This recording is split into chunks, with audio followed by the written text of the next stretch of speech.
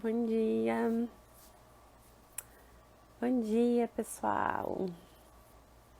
Mais uma live nessa manhã de sexta. Continuamos aqui com o nosso cronograma de lives e aquecimento para a jornada do AT. E como a gente não deixa de falar, bom dia, Nádia. Mais uma vez, assim, vou relembrar vocês, a gente tá nesse cronograma de lives, todo preparado com muito carinho, com muito conteúdo de valor. Então, quem tá participando das lives com regularidade, tá conseguindo pegar aí um monte de informações, né? Um monte de dicas e despertar esse desejo aí na área do acompanhamento terapêutico. E aí, esse aquecimento é para o nosso evento que vai acontecer do dia 5 ao dia 7 de julho, um evento totalmente gratuito, totalmente online, com certificação de 6 horas. Então, quem ainda não se inscreveu, quando finalizar aqui a live, corre lá, o link está na nossa bio, você pode fazer inscrição no evento ainda. E ainda tem a oportunidade de participar de um grupo exclusivo do WhatsApp. Na verdade, a gente já está com média de 3 grupos, porque os outros já estão cheios. E nesses grupos a gente está ali sinalizando a todo momento quando que a gente vai entrar nas lives, cronograma, conteúdos, enfim. Então, se você não quer perder nada, entra no grupo também. Faça sua inscrição no evento e entra no grupo. E um aviso importante: quem quiser participar do evento, por mais que o evento seja gratuito, seja online, a gente não vai divulgar aqui pelos stories, link das aulas ou algo do tipo. Quem quiser participar, de fato, tem que fazer inscrição, porque a gente vai mandar tudo por e-mail, cronograma, link de aulas, tudo certinho. Então, esse é o aviso. Esperamos vocês lá na jornada. Mas hoje eu tô aqui para falar um pouquinho de um tema que é muito importante e que eu tenho certeza que muitas pessoas, assim, se interessam. Quem é da área da saúde, quem não é da área da saúde também, muitas pessoas têm essa curiosidade de estudar um pouco acerca desse aumento de diagnósticos. Quando a gente fala aumento de diagnósticos, é diagnósticos no geral. Não é só os diagnósticos de transtornos mentais, no geral, né? Mas claro, assim, talvez a gente está falando de uma forma mais específica dos diagnósticos dentro do campo, assim, da saúde mental, dentro do campo dos sofrimentos psíquicos. E a gente vai entender um pouquinho isso mais pra frente, como que isso afeta também na nossa atuação enquanto ATs. Então, a gente falou um pouquinho essa semana. Ontem teve a live com a Ingrid, com a Leane, que é uma pessoa da nossa equipe. Ela falou assim qual o público que ela acompanha, né, como acompanhante terapêutica. A gente vem abordando várias questões. Essa semana a gente falou sobre o AT nas escolas, como que o AT atua. Falamos sobre várias coisas. Quem não conseguiu acompanhar as lives pode ir lá no nosso perfil. Algumas ainda estão lá e vão ficar lá por pouco tempo. Então, aproveita que são conteúdos de muito valor. E aí, reunindo tudo isso, assim, né, de um pouco da nossa atuação enquanto ATs, como que faz, como que a gente vai lá, como que faz um projeto terapêutico, e tudo isso que a gente vem falando, a gente não pode deixar de falar sobre o aumento de diagnósticos, né, e como que o AT atua acerca disso. Porque esse é um ponto importante. Esse aumento de diagnósticos influencia diretamente também no nosso trabalho. Porque muitas das vezes vão chegar pessoas com diagnósticos recentes, receber um diagnóstico recente e contratar o serviço do AT. Enfim, a gente vai entender um pouquinho isso mais pra frente. Mas quando a gente fala de aumento de diagnósticos, vou dar um exemplo. Voltou? Voltou.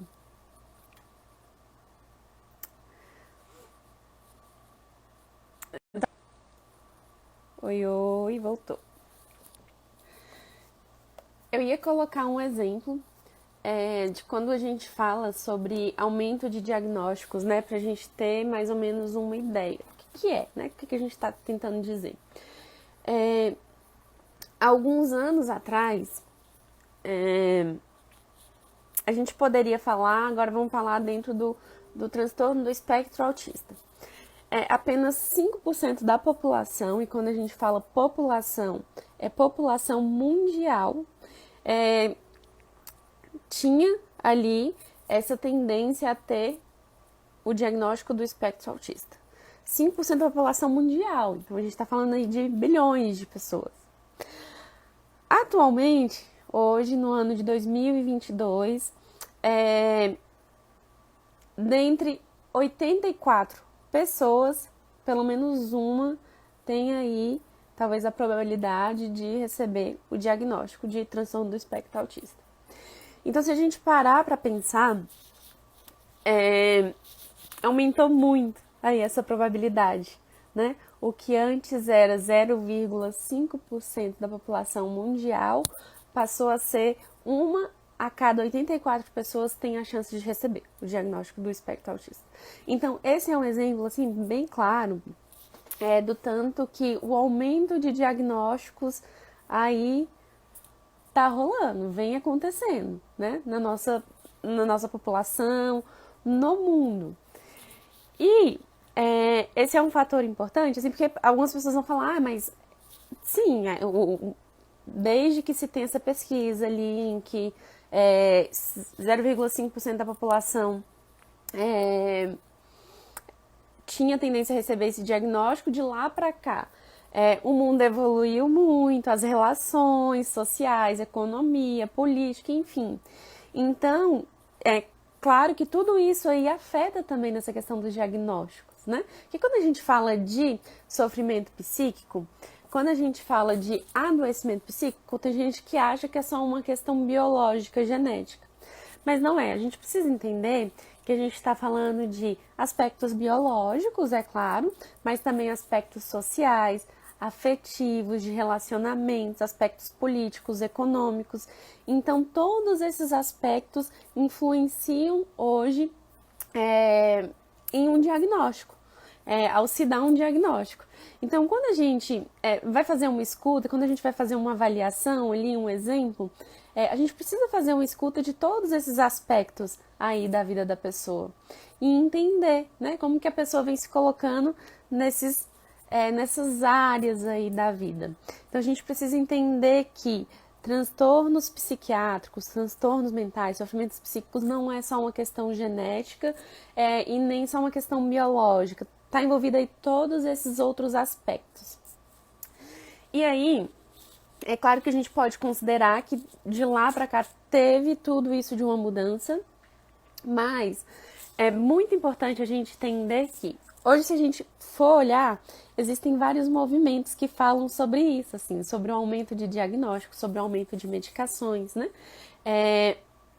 Tem um movimento, inclusive, muito famoso, que é o Despatologiza a Vida. E aí, se a gente parar para pensar por que existe um movimento, né, com esse nome? Porque muito provavelmente estamos patologizando a vida, né? E quando a gente fala disso, a gente vai entender um pouquinho porque vem acontecendo um aumento de diagnósticos muito grande, né, na nossa sociedade, muito grande no campo da saúde mental. Hoje, o DSM-5, DSM-5, para quem não sabe, é o Manual Diagnóstico dos Transtornos Mentais. Hoje ele está em uma versão mais atualizada, que é o DSM-5-TR. DSM-5-TR é texto revisado. Essa versão mais atualizada ainda não chegou no Brasil, ainda não está traduzida, então é muito mais comum as pessoas encontrarem provavelmente lá nos Estados Unidos essa versão atualizada, mas a gente já sabe que no DSM-5, o que eu posso passar aí para vocês, né? O que foi incluído? O que mudou do outro DSM, né? DSM-5-TR, o que mudou para o DSM-5? Foi incluído transtorno de luto prolongado, que tem muito a ver com o nosso contexto atual. Então, assim, o luto prolongado já é considerado um tipo de adoecimento. Transtorno disfórico pré-menstrual também foi incluído no DSM-5-TR.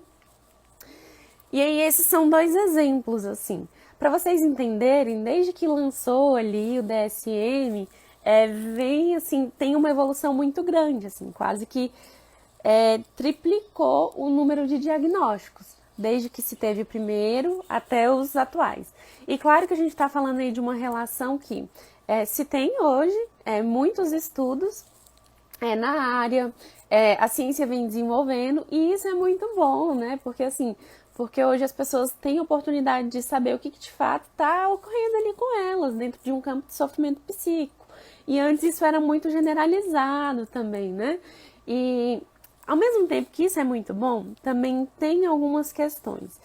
E aí a gente chega nesse ponto. Quando a gente fala de aumento de diagnósticos, de patologização da vida, medicalização da vida, a gente está falando de uma forma de funcionar socialmente. Hoje, o que acontece?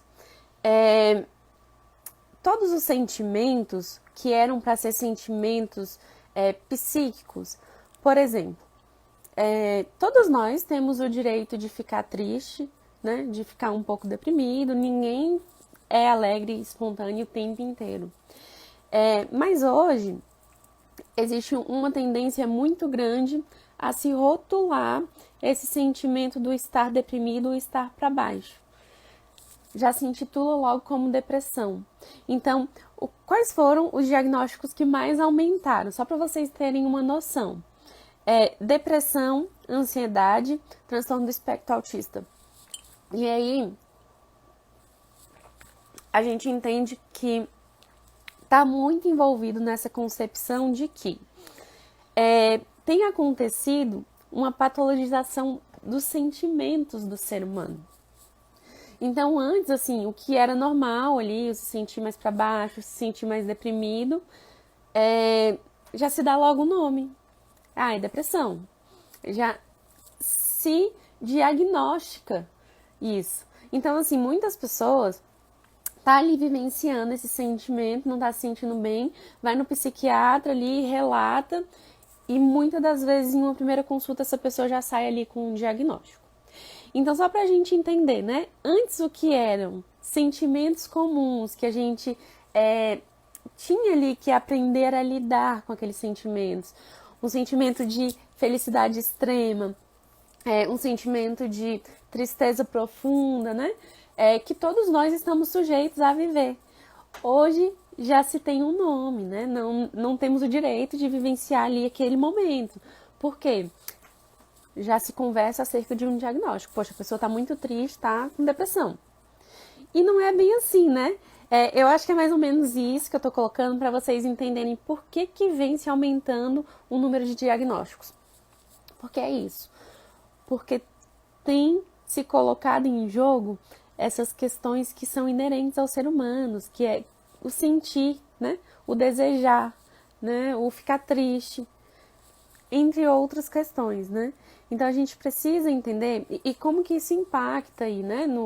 Na atuação do AT. Hoje, acaba que chegam aí alguns casos de pessoas diagnosticadas precocemente e que o AT voltou. Acaba que chegam casos de pessoas que foram diagnosticadas precocemente, o AT logo em seguida já entra. E por isso que a gente fala da importância da formação. Nós, enquanto ATs, a gente precisa saber minimamente sobre medicações, sobre psicofarmacologia, a gente precisa saber minimamente sobre psicopatologia, que é esse ramo que estuda o campo dos transtornos dos sofrimentos psíquicos. Então, hoje acaba chegando no AT pessoas que recebem um diagnóstico muito precoce e a atuação do AT acaba sendo fundamental, porque já aconteceu, assim, da gente receber pessoas e durante ali o nosso acompanhamento, no dia a dia, na vida da pessoa, nós, enquanto ATs, conseguimos visualizar que, calma aí, talvez não é bem por esse caminho, talvez essa pessoa não tenha, de fato, esse diagnóstico que foi dado a ela, né? Então, acaba que o AT ali, por ter essa visão global, né, de psicofármacos, de psicopatologia, então é isso que a gente fala, minimamente é muito importante o AT ter mais ou menos um conhecimento para conseguir visualizar ali, porque na maioria das vezes a gente vai lidar com pessoas que têm algum tipo de diagnóstico e nesses casos de aumento do diagnóstico, de diagnósticos precoces, em alguns casos a atuação do AT foi fundamental para entender que, calma aí, não era aquele diagnóstico. E o que a gente faz? Não quer dizer que a gente vai mudar o diagnóstico da pessoa. A gente não pode dizer para fulano, não, você não tem esse diagnóstico, não, o que você tem é isso. Esse não é o nosso lugar, né? O que a gente faz ali, né? A gente pode constatar, construir isso e construir com os outros profissionais. Mas calma aí, quem é o psiquiatra que está acompanhando, que deu esse diagnóstico? Deixa eu levar aqui as minhas observações cotidianas. Porque o que mais acontece é que a pessoa vai lá no consultório do psiquiatra, tem uma consulta ou duas, já recebe um diagnóstico. E o AT está ali com a pessoa na vida, nas situações em si. Passa mais de uma hora e meia, 2 horas com a pessoa ali no dia. Então a gente consegue ter uma visão ali de como que a pessoa se coloca nas situações, de como que ela sente, de como que ela reage. E acaba que a gente consegue visualizar de uma forma concreta e construir junto com esses profissionais o que de fato é, né? Já teve casos da gente entender que, calma aí, não cabia, essa pessoa não tinha nenhum diagnóstico. Essa pessoa só atravessou ali um momento de ansiedade ali por uma situação que estava acontecendo na vida dela. Depois ela se manteve bem, não precisou de medicações. E se o AT não tivesse intervido nesse sentido, provavelmente essa pessoa estaria tomando medicações até o resto da vida, né? Então o que o AT fez nesse caso? Essa pessoa recebeu um diagnóstico muito precoce, e aí o AT entrou no caso, recebeu um diagnóstico de ansiedade, agora não vou lembrar qual o CID. Quem conhece um pouco aí do DSM, essa área da saúde mental, sabe que tem os CIDs. Mas essa pessoa recebeu o diagnóstico, entrou com medicações para lidar com esses sintomas, e aí, conforme o AT ia ali acompanhando, foi se entendendo que, calma aí, por que essa pessoa recebeu um diagnóstico? Essa pessoa tá bem, essa pessoa superou aquele momento que ela estava atravessando, conseguiu lidar, elaborou e tá conseguindo aqui tocar a vida. O que o AT fez? O AT não chegou para aquela pessoa e disse, fulano, você não tem isso, para de tomar as medicações. Nunca, a gente nunca pode fazer isso. E a gente precisa entender que uma atuação não anula a outra. Né? Não é porque o AT detectou isso que a gente vai anular ali a atuação e a visão do psiquiatra. Não é porque o AT entrou que a gente vai anular a presença do psicólogo que já tinha ali no caso. Né? O AT ele entra para complementar esse tratamento, para complementar essas atuações. Ele não entra para excluir nenhuma. E a gente deve pensar que as outras atuações também não entram para excluir o AT. Pelo contrário, a gente tem que entender que a gente trabalha em conjunto com todos os outros profissionais. E aí o AT, nesse caso, foi lá, conversou com o psiquiatra, olha, fulano, eu venho entendendo que essa pessoa que a gente está acompanhando está assim, assim, assim, ela não vivenciou mais nenhum sintoma de ansiedade, ela está conseguindo lidar com essas questões cotidianas. O que você pensa? E joga para o psiquiatra também, né? Constrói junto com o psiquiatra. Então, o AT conseguiu ali articular junto com esse psiquiatra. O psiquiatra na outra sessão não, tô aqui ó, com coisas de psicologia na cabeça. Na outra consulta, fez um atendimento com essa pessoa, conseguiu avaliar isso e o próprio psiquiatra começou a fazer um desmame da medicação, de entender que talvez não era aquilo mesmo, a pessoa não era aquele diagnóstico, a pessoa só estava atravessando um momento ali da vida que estava difícil.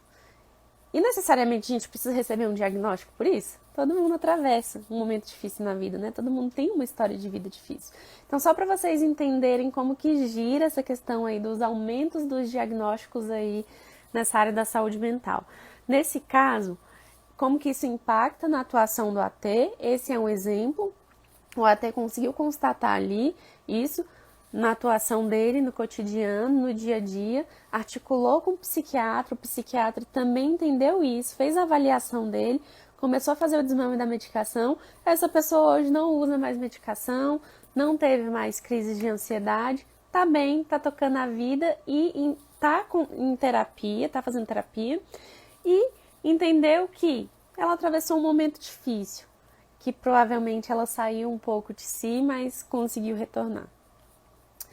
Então, só para vocês entenderem como que esse aumento impacta diretamente aí na nossa atuação em Comatê e como que a gente pode articular.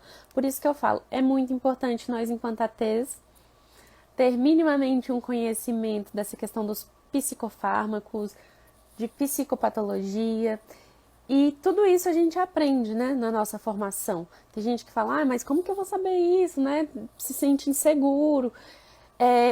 Gente, uma formação bem completa, uma formação com êxito vai te oferecer esse suporte. Por isso que a gente frisa muito a importância da formação no acompanhamento terapêutico. Porque eu não saberia, assim, disso. Talvez eu teria um pouco de conhecimento por causa da minha formação ali na graduação, mas muitas coisas eu aprendi no acompanhamento terapêutico, então a gente precisa estar ligado. E aí, é muito importante a gente entender que o aumento de diagnósticos tem se dado muito por isso, por uma banalização muito grande desses sentimentos que são inerentes ao ser humano, os sentimentos da vida, né? A gente precisa entender que todo mundo tem o direito de ficar triste, deprimido em algum momento, e claro, quando a gente fala isso, a gente fica um pouco deprimido. Dias depois volta, né? Por alguma situação ou sem nenhuma explicação, né? Todo mundo tem o direito de ficar muito alegre. Todo mundo tem o direito de querer se isolar um pouco. Todo mundo aí tem esse direito de sentir das mais variadas formas possíveis. Mas o que tem acontecido é que todos esses sentimentos. Voltou. Todos esses sentimentos, todos esses sintomas, né? Estão sendo muito diagnosticados. Então, hoje, se você vai ali em uma consulta, tô me sentindo muito triste, vai em uma consulta, depressão. Poxa, tô ansioso aqui com essa questão aqui da minha vida. Vai na consulta, ansiedade. Não se dá tempo hoje para isso do sentir, não se dá espaço para isso. Então, qualquer alteração que se tem, já se dá um diagnóstico, já se dá uma medicação. Então, hoje a gente pode falar que o ser normal, basicamente, está sendo banalizado. E aí a gente entra naquela discussão, assim, o que é normal? Né? Quem disse essa palavra? O que é ser normal, né? Mas a gente vê muito, assim, em mesas, assim, de almoço, em reuniões, as pessoas falam, eu fui diagnosticada com isso, eu sou bipolar. Aí a outra pessoa lá do outro lado da mesa, eu tenho diagnóstico de ansiedade, não sei o quê.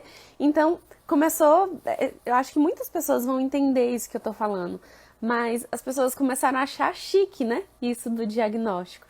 E é algo assim, que por mais que nós, que somos profissionais da saúde mental, somos acompanhantes terapêuticos, trabalhamos cotidianamente com isso, a gente tenta desconstruir. A gente tenta desconstruir de mostrar que todos nós temos um pouco de ansiedade. E eu falo muito isso no consultório, né? Se eu receber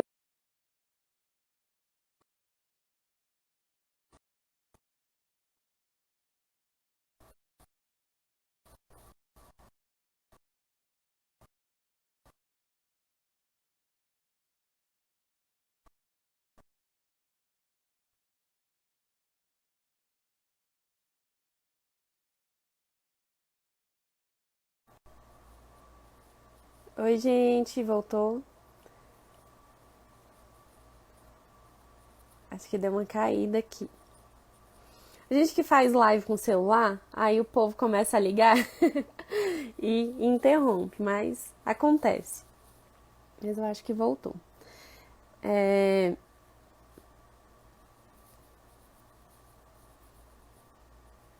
Voltamos. Eu tava falando, assim, né, de uma questão que eu falo muito no consultório. A gente recebe muitas pessoas com essa questão da ansiedade, que já tem algum diagnóstico. E ao longo do tratamento, a gente vai entendendo que a pessoa só tem um quadro de ansiedade que muitas das vezes é comum ao ser humano.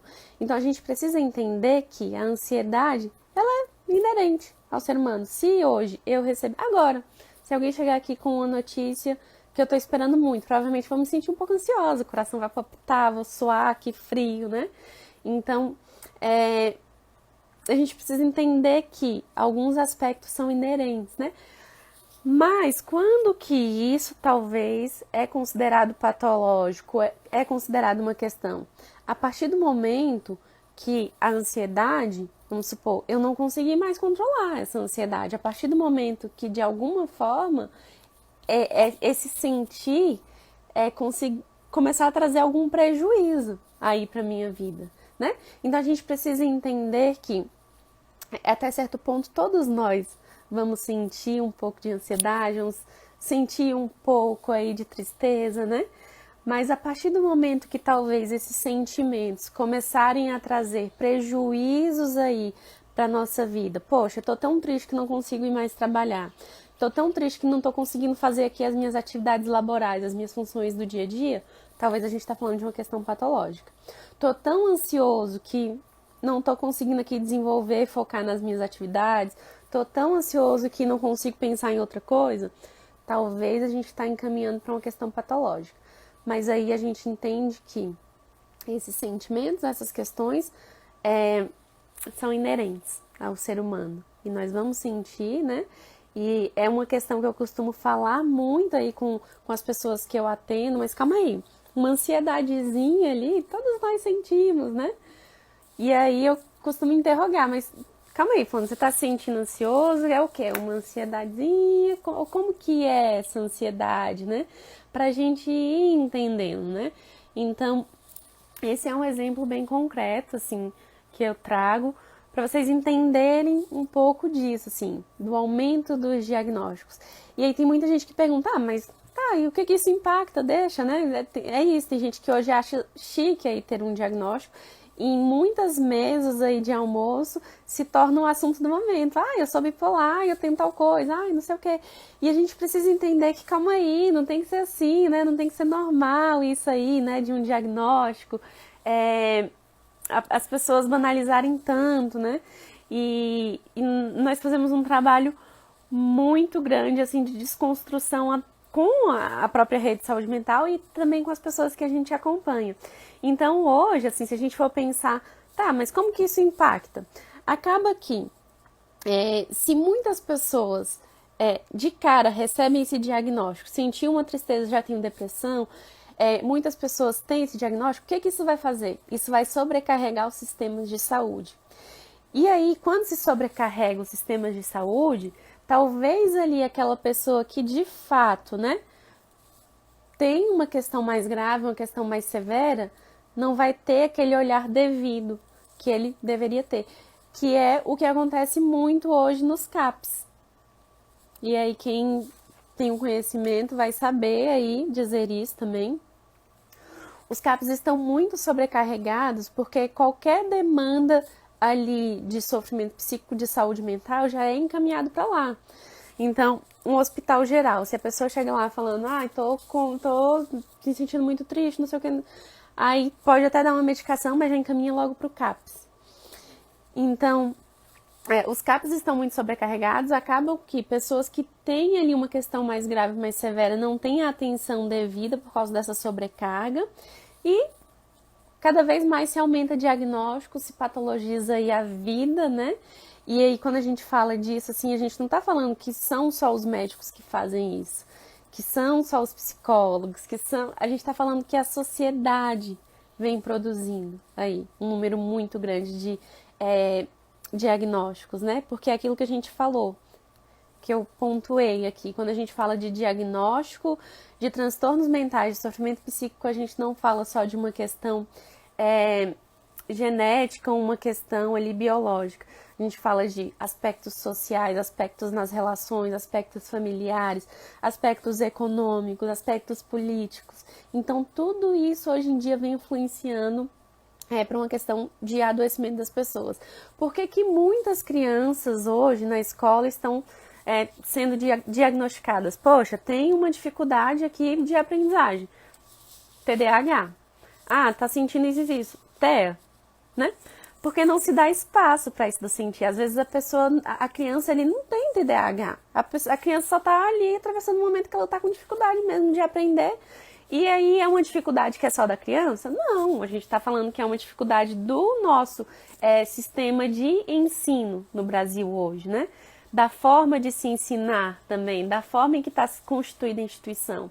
Mas hoje é depositado nas crianças, né? Nos diagnósticos.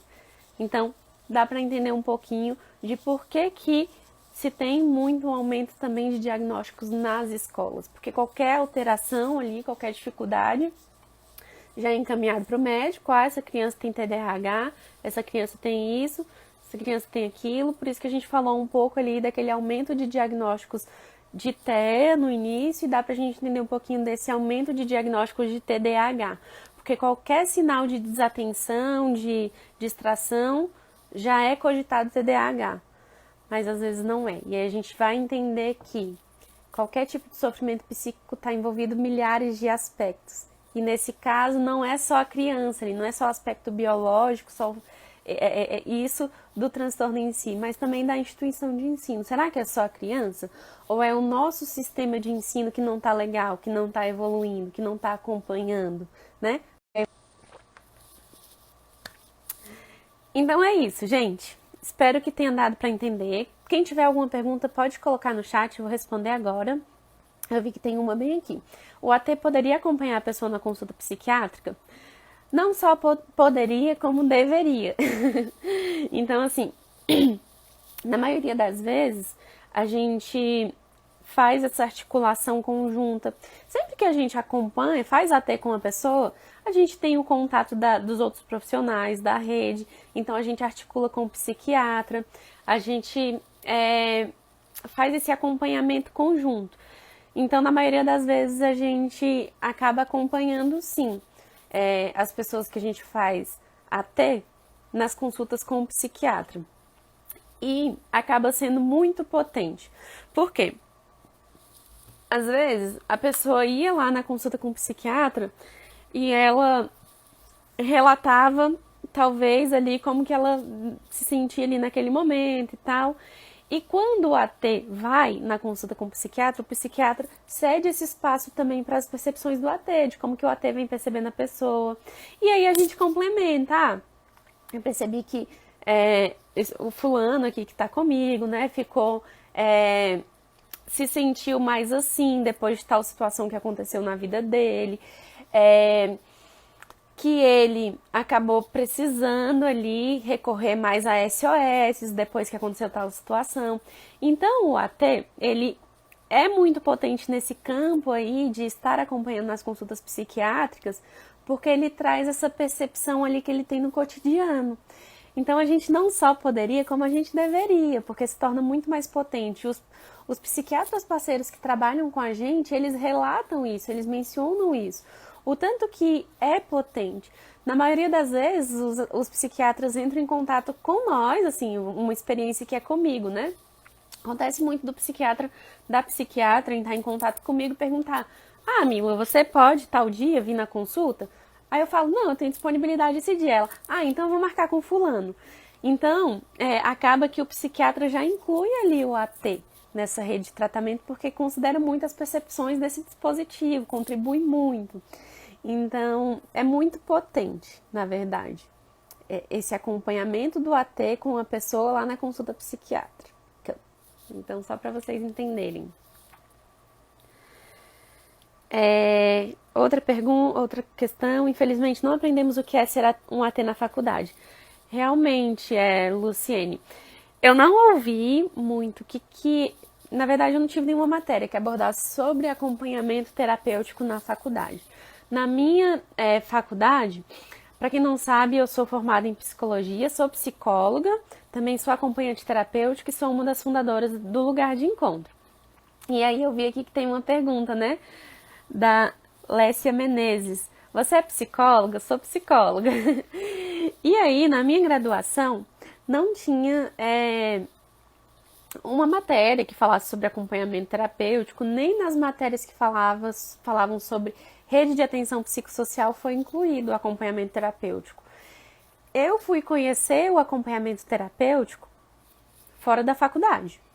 Conheci o acompanhamento terapêutico na metade da minha faculdade, por quê? Porque eu já trabalhava no contexto de saúde mental, conheci pessoas que faziam um AT e comecei a fazer a formação, mas eu não ouvi falar sobre AT na faculdade.